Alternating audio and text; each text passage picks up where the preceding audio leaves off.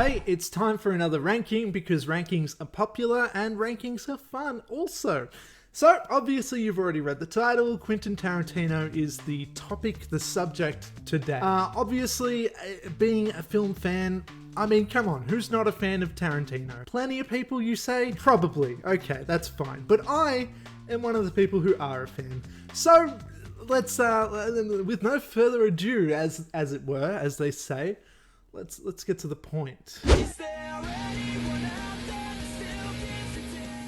So when it comes to Tarantino, I'm going to be honest, I kind of have a problem with how he numbers his films, because apparently Once Upon a Time in Hollywood was his 9th movie. But you know what? Nah, it was his 10th movie. Shut up. Come on, you're cheating. Kill Bill is split into 2. So for me, I've got 10 movies here because Kill Bill is 2 movies. I'm so stupid. It's 2 movies. It's 2. What do you want me to say? He counts them as 1. They're 2 for me. Anyway, you know what? This is not part of the rankings. So let's just get to the point. Okay, so number 10, Death Proof. I think this is going to be just about everybody's number 10 when it comes to this type of list, because when it comes to Quentin Tarantino, you think he knocks it out of the park every time. Every single one of his movies is just exquisite. It's great.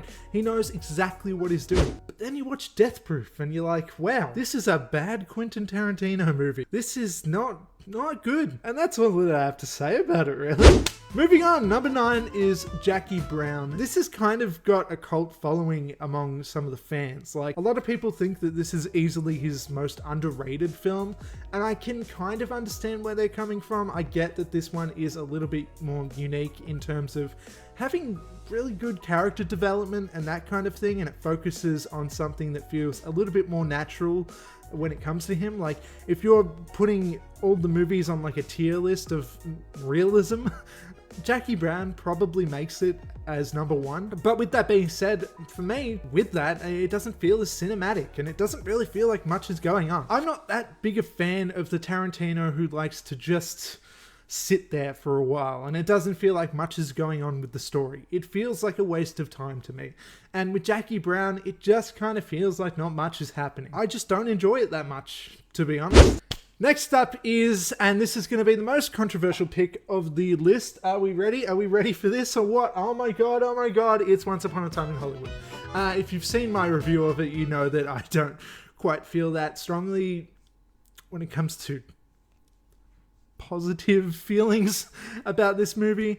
And if you haven't, and this is like your first video that you've seen of mine or whatever, I'm so sorry to let you down, but Once Upon a Time in Hollywood doesn't do it for me, if I'm being honest. It just kind of feels like, what was the point? I sit there and I watch it and I'm like, why alter history and then not do anything? Why alter history in the last 5 minutes of your film? What's the point of doing that? We don't ever see the repercussions of it. So why do it? Why bother? Why have that weird violent scene at the end? I mean, it was awesome if you're looking at it independently, but with the film that it was with, it was just jarring. Why just be about, you know, the Manson family, but then not actually be about that? Have them be prevalent throughout, but then have them not really do much. It just feels like a big waste of potential, a lot of it. It raises questions and it doesn't answer them. It just kind of meanders about, not doing too much. We see Brad Pitt's, which by the way, Cliff Booth is the best part about this movie. I actually love Cliff Booth, but we see him fix a fucking roof for a while. Why am I watching him fix a roof? I don't know, it just felt like this could have been so much better, and I don't love this movie. It's got great aspects in it. It's got great singular scenes. The scene where Leonardo DiCaprio's what's his name? I forgot his name. Damn it. It doesn't matter, you know who I'm talking about. Where he acts and the little girl is like, that was the best acting I've ever seen in my life or whatever. And he cries and it's kind of funny and everything. That's great. That's a great scene. The scene where Cliff Booth goes to the Manson house, family town thing, whatever it's called, the ranch place thing. There's a lot of words to describe that. That is just tension done right. I tell you that much. If this was a short and it was just that scene, yes, baby. That's what I'm all about. But everything around those certain kind of highlights just don't feel that great to me. That's just me, because everybody seems to fucking love this movie. I'm in the minority. whatever. Next up is Kill Bill 2. I definitely think this is the weaker of the Kill Bills, but as Kill Bill goes, I mean, it's still pretty fun. I can't, like, these movies aren't to be taken too seriously. They're very, you know, pulpy. They're very just violent, fun, weird, comic booky type of movies that aren't actually based on anything else or anything, but like, it's just fun. It's just cool. This one is a bit more talky than the first one. There's less of the cool action stuff and whatever, which I know Tarantino excels at. Like, dialogue is kind of his thing, but that's what I like about the first Kill Bill, that it feels a little bit like a departure. You know, it's still got dialogue, oh, well, obviously. It's still got great long, you know, sections of dialogue and stuff. I mean, it's still got kind of the iconic characters and that kind of thing and everything, but I don't know. With 2, it just feels a little more bland than the first, and I'm not quite as big a fan of it as I am. My next one, 6, is the first Kill Bill. This is just awesome. It tries to do so many different things and just tries to be as cool as possible, really. I mean, there's that weird anime part in it for a while. I mean, why? I don't know, but it's cool. I like it. And obviously the Crazy 88 fight is just epic. It's just the most epic goddamn thing you've ever seen in your life. And one nitpick I have that I've always had is I don't like how it goes black and white. Like, they kind of censored it or whatever, because I think it was deemed too violent or something, and he had to make it black and white because that somehow makes it less violent or something. Doesn't matter. It's great. This movie's awesome, obviously. Okay, next up, and I love every single one of these movies from now on, so let's get into those. Number 5 is The Hateful Eight. This might be a little bit high, according to some other people, because I know that a lot of people find this pretty boring. I understand that. I just complain that I don't really like the movies where not that much is happening. But in this movie, I feel like a lot of things are happening. It's just that it's a little more nuanced. There's a lot of little things to pay attention to, and though it's very long and it takes a long time for the kind of grander moments to finally happen, those moments waiting for them, the moments where you know that something's gonna go down, that is what I think Tarantino does best. And that is this entire movie. The entire movie is waiting for something to happen, and I don't know, Samuel L. Jackson is awesome in it, and everyone else is awesome, and it's cool. Whatever. Number 4 is Reservoir Dogs, early Tarantino days. This movie, I think, definitely showcases, you know, what he's good at. It's got everything. It's got his identity right there and everything. And you know that, like, he was born to do this when you watch this movie, because, like, it's got the out of order structuring. It's got the, you know, crazy long kind of segments of dialogue and stuff that really shows that he definitely goes for very specific things. Like the part at the start where they're in the cafe and the guy, I think it's Steve Buscemi, right? He's like, don't tip people. And I'll tell you why. And it's like, cool. I don't know why we are watching a guy complain about tipping in like this crime film, but I'm loving it.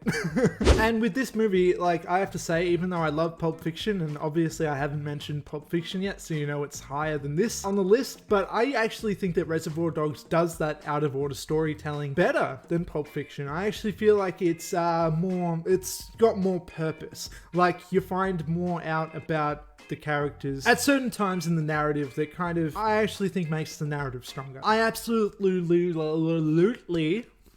that's how you pronounce that, love the scene where he is orchestrating the lie that he's coming up with, how he's reading the script and stuff because he's going undercover. He's coming up with the lie, he's kind of trying to live it, and you see him saying this lie, saying this script and getting it in his mind in different situations, and it's just brilliant. It's so goddamn fucking brilliant, and it's good. Next up is Pulp Fiction, number 3. I'm so sorry, Pulp Fiction is not my number 1. I love it. I absolutely love it. It's one of my favorite movies of all time, but it's not my favorite Tarantino.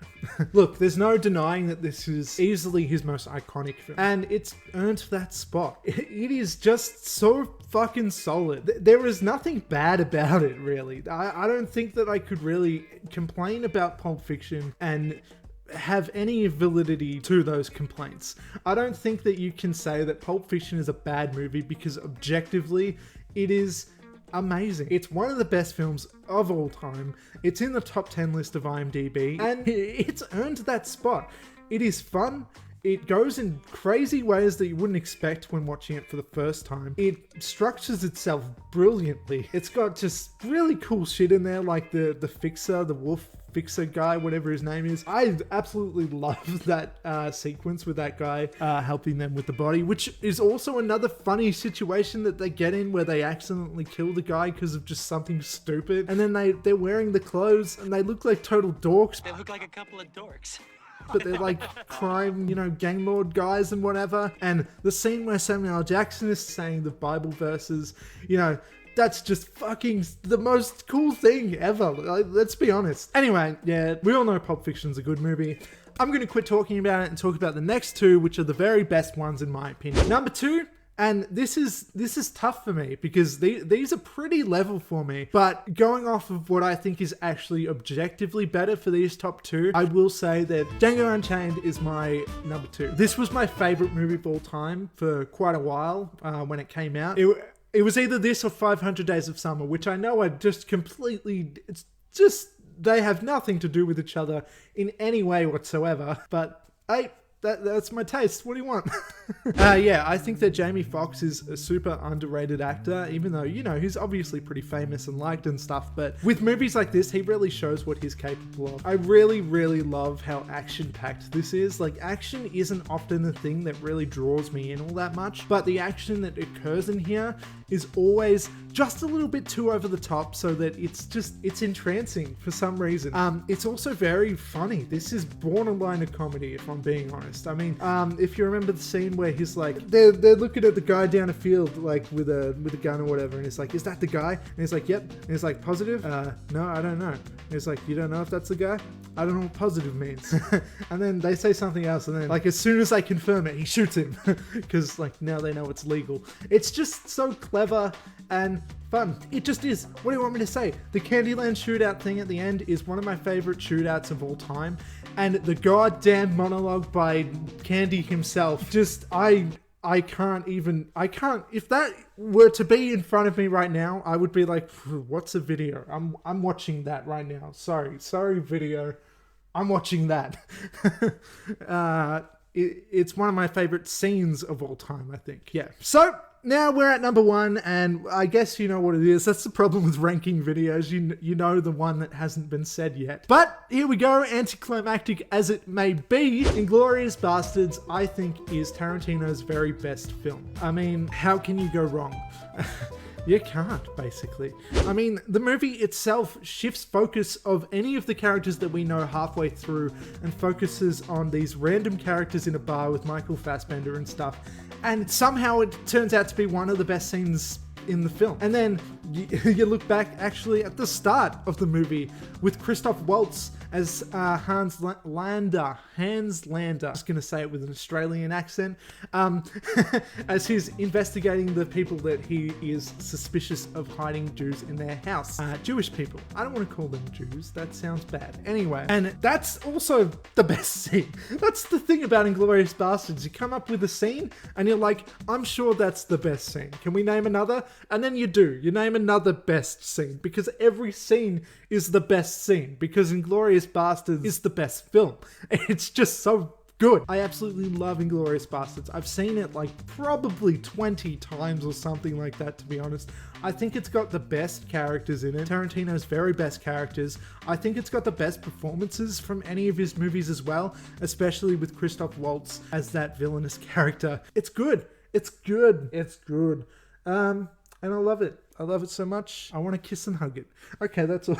I don't know what I'm talking about anymore. That is the end of the video. Do the things like comment, share, subscribe, and all that stuff. And I'll see you. Well, you'll see me next time. Goodbye.